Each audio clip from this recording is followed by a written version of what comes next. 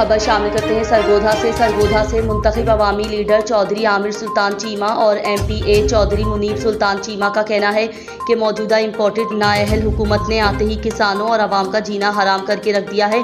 नुमाइंदा पाक पंजाब न्यूज़ से खुसूसी गुफ्तगू करते हुए उनका कहना था कि ज़िला सरगोधा की नहरें बंद करके हुकूमत ने किसान दुश्मनी का सबूत दिया है।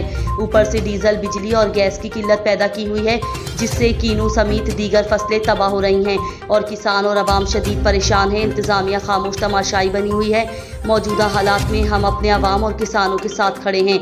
इम्पोर्टेड नाअहल हुकूमत के जालमाना इक़दामात की भरपूर मज़म्मत करते हैं।